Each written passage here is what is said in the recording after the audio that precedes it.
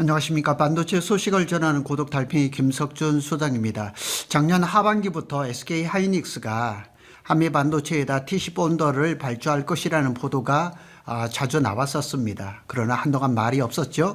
그건 아마 엔비디아가 HBM4가 들어가는 루빈 양산이 좀 늦어졌기 때문일 것입니다. 그런데 CES 2016에서 엔비디아의 젠슨 황이 루빈이 양산에 들어갔다고 선언을 했습니다. 그러고 이제 며칠 안 지났는데 SK 하이닉스가 한미 반도체에다 TC 본더를 97억, 대략 한 3대 정도 이 정도를 발주를 줬다는 소식이 나왔습니다. 그리고 이 베라 루빈이 양산 시기에 대한 얘기가 참 많습니다. 어떤 데는 2분기, 어떤 데는 또 하반기, 어떤 보도를 또 보니까 27년이라는 얘기가 나와 있는데 베라 루빈의 양산은 정확한 시기는 조금 더 두고 봐야 되지 않겠느냐 하는 생각입니다. 왜냐하면 HBM3E 12단이 들어가는 블랙웰 수요가 워낙에 크기 때문에 그럽니다.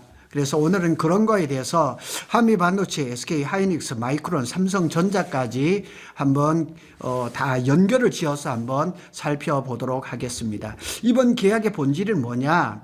투자 재개가 아니라 HBM4의 본딩 방식이 확정됐다는 신호라고 읽힙니다.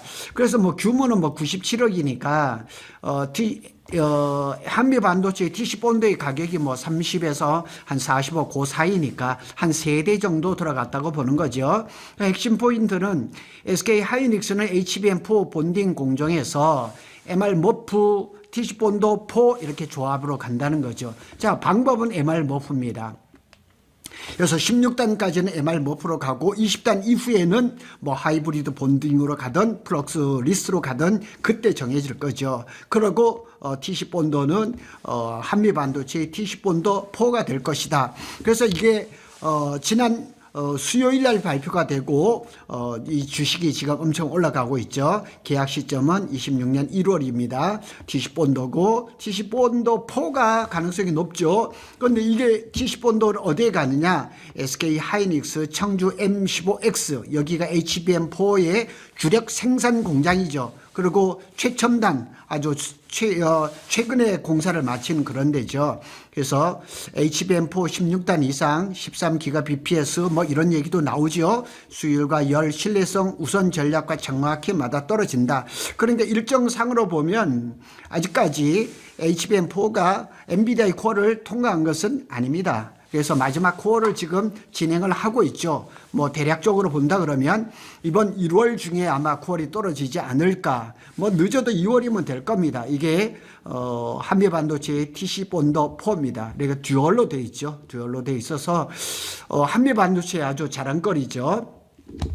그런데 왜 지금 TC 본더를 발주를 했을까? 그래, 베라 루빈 타임라인과 딱 연결이 되는 거죠. 엔비디아 측에서는 엔비디아의 베라 루빈이 내부적으로 26년 하반기, 그래서 일부에서는 27년 양산도 얘기를 하고 있습니다. 그러니까 자꾸 조금씩 늦어져요. 그래서 일부 SKU는 26년 말 파일럿 가능성에 대해서도 얘기를 합니다. SKU라는 거는 재고 관리, 쉽게 얘기하면 이렇게 장비를 세팅하는 이런 어떤 옵션이라고 보면 됩니다. 그래서 SK 하이닉스 측은 SK 하이닉스는 이미 HBM4 양산 체제 PRA를 통과를 하고 지금 딱 엔비디아에서 오더만 주면 딱 시작할 수 있는 그런 모든 만반의 준비가 다 끝났죠. 그래서 현재 단계는 최종 콜 단계입니다. 최적화 1월 내 콜 종료 가능성이 높습니다. 그런데 이제 지금 TC 본더 발주는 콜 이후 바로 들어갈 양산 본딩 캡바를 확보를 했다는 얘기죠. 그래서 이 SK 하이닉스는 ASMPT에서 하이브리드 본더 7대를 들여왔습니다. 테스트를 했습니다. 결과는 꽝입니다. 그래서 엔비디아의 요구 물량을 감당하겠다는 시그널이죠. 그러니까 엔비디아에서 언제든지 콜만 주면은 그냥 대량 생산에 들어가겠다. 그래서 이건 단순한 증설이 아닙니다. 베라 루빈 물량을 염두에 둔 선제 장비 확보입니다. HBM3E하고는 아무 상관없습니다. HBM4가 들어가는 베라 루빈하고 관계 있습니다. 자, 이렇게 본딩하는 방법에 대해서 이런 얘기가 그래픽이죠.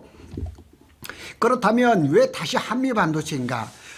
SK 하이닉스는 TC 본도에 있어서 멀티밴드로 가려고 하나 세미텍과 작년에 계약을 2번씩이나 하고 했습니다. 근데 하나 세미텍은 한미 반도체하고 TC 본도에 대해서 지금 특허 소송 중입니다. 어디가 이길지는 정확히는 아직은 모릅니다. 그래서 SK 하이닉스는 25년도에 한미 반도체, 하나 세미틱, 이원화, 멀티밴드로 가려고 노력을 많이 했었죠.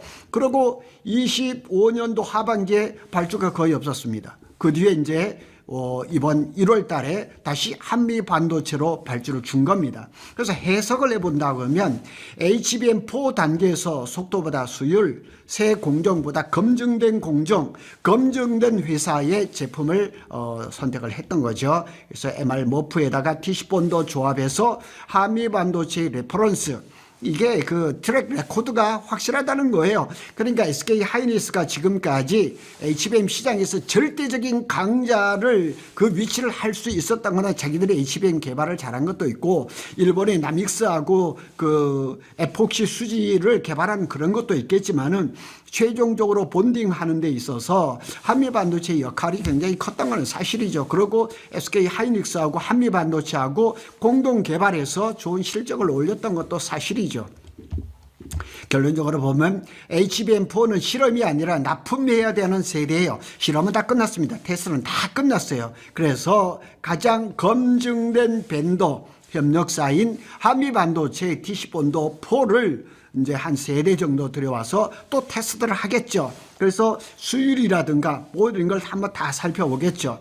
이 흐름이 의미하는 것은 TC-본도 4 도미노 수요가 있을 거라는 거죠. 이게 SK 하나로 끝나는 것은 아니에요. 그래서 잘 보세요. SK 하이닉스는 이번에 97억 원, 한 3대 정도, HBM4의 이제 캐파를 이제 확대를 했을 때는 추가 발주 가능성이 굉장히 높죠. 그래서 올해 뭐 하반기에서부터 27년, 하여튼 엔비디아의 물량을 받는 대로 거기에 맞춰서 한미 반도체 TC-본도가 들어갈 겁니다. 한미 반도체 지금 주가 떡상하고 있죠. 그런데 우리는 이제 SK는 뭐 한미 반도체 입장에서는 잡아놓은 물고기라고 본다면 더 확실한 것은 사실은 마이크론입니다.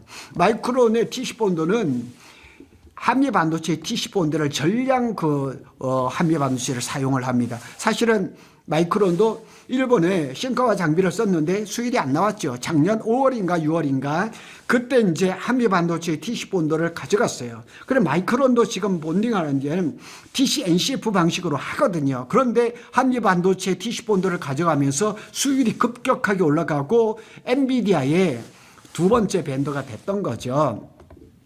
그래서 HBM3E에서 확실하게 이렇게 수율이라든가 이런 걸 잡아준 한미 반도체를 거절할 수 없는 거죠. 그래서 HBM4에서도 한미 반도체를 쓸 가능성은 거의 100%다 이렇게 보시면 되죠. TC-본도 4 채택 가능성은 매우 높은 거의 100%입니다. 왜냐하면 선택의 여지가 없습니다. 그래서 한미 반도체 입장에서는 HBM4 본딩의 사실상 표준 밴더다. 그러니까 한미 반도체의 TC-본도가 아니고서는 HBM4에서 원하는 수율 이런 것들을 담보하기는 어렵지 않겠느냐 이렇게 본답니다. 자, 그렇다면 삼성전자는 어떠냐? CMS를 유지를 하고 변화 가능성도 있지 않겠느냐. 하여튼 많은 분들이 물어보고 작년 10월 말에 코엑스에서 반도체 대전을 할 때 한미 반도체의 임원부를 만나서 제가 1시간 반 정도 상담을 하고 미팅을 하고 많은 얘기를 물어봤습니다. 그랬을 때도 그 임원부께서 뭐라고 얘기했냐면 삼성전자에서 TC-본도를 달라고 한 적도 있고 찾아온 적도 있고 자주 만나고 있다고 한답니다. 그런데 삼성전자가 지금 HBM4에서도 콜 테스트가 아주 순조롭게 잘 되고 있거든요. 그런데 거기에 CMS 이제 100% 자회사가 있죠. 그래서 여기에서 어떤 그 TC-본도를 사용하고 있는지 정말 몰라요. 그래서 저도 궁금해요. CMS에서 삼성전자에서 HBM3E 12단 HBM4를 어떤 본도로 하고 있는지 삼성은 전혀 말을 안 하죠. 그리고 공공연하게 16단 이상에서는 하이브리드 본딩을 적극적으로 검토를 하고 있다, 이런 얘기도 슬슬 하고 있거든요. HBM4에서 원C D램, 그 다음에 4나노 베이스 다이를 하면서 어떻게 모험을 걸었는데 그게 좋은 결과로 지금 나타나거든요. 그래서 삼성전자도 뭐 ASMPT가 됐든 배시가 됐든 누가 됐든 하이브리드 본더를 주고 잘 만들어서 그게 상용화가 가능하고 수율이 잘 나오고 품질이 좋다 그러면 삼성전자는 가격에 떠나서 하이브리드 본더를 쓸 겁니다. 자, 관전 포인트는 삼성은 HBM 초반에서는 TC 본더를 유지를 할 겁니다. 지금 그대로. 그 다음에 HBM4E라든가 HBM5에서는 하이브리드 본딩으로 전환을 시도를 할 겁니다. 따라서 외부 TC 본더 함이라든가 채택 가능성은 낮다. 그리고 대신 내재화, 차세대 본딩으로 점프할 전략을 구사하고 있다, 이렇게 한번 예상해 볼 수가 있습니다. 그게 아마 더 합리적인 것 같아요. 요약하면 SK 마이크론은 검증된 TC 본딩을 극대화하겠다, 함의 반도체를 쓰겠다는 얘기죠. 삼성전자는 기존의 TC 본더를 유지를 하고 다음 세대에는 구조적으로 전환을 하겠다, 하이브리드 본더를 적극적으로 써보겠다, 이렇게 얘기를 하는 거죠. 종합적인 한 줄 요약입니다. 이번에 97억 TC 본더 계약은 SK 하이닉스가 HBM4 양산 본딩을 한미 반도체 TC 본더 4로 사실상 확정했다는 신호고, 이는 엔비디아의 베라 루빈 물량을 겨냥한 선제 포석이다. 완전히 생산 라인에서 PRA까지 그치고 이제 본도 시장까지도 한미 반도체의 TC 본더 4로 확정을 지었다는 거죠. 그래서 그 결과 한미 반도체는 HBM4의 최대 수혜를 입을 것이고, 마이크론도 이제 한미 반도체의 후속으로 이어서 도미노 현상이죠. SK가 선택했으니까 마이크론은 선택의 여지가 없습니다. 한미 반도체를 쓸 겁니다. 그리고 삼성전자는 마이웨이, 다른 길로 가겠다는 거죠. 기존의 CMS에서 하여튼 뭐 신가와 장비를 해서 어떻게 모디파이를 했는지 모르겠지만은 그걸 가지고 계속 밀고, 그 다음에 16단 아마 올해 하반기 27년부터 시장이 열리는 16단 HBM 4E에서 하이브리드 본딩을 아마 과감하게 한번 도전해 보지 않을까, 이렇게 예상해 볼 수가 있겠습니다. 안 그래도 한미 반도체에 대한 소식을 좀 전해 달라고 하는 요청도 많아서 좀 종합적으로 분석해서 한번 말씀을 드렸습니다. 구독 달팽이는 삼성전자와 SK 하이닉스 반도체에 관련된 소식을 빠르게 전해드리고 있습니다. 감사합니다.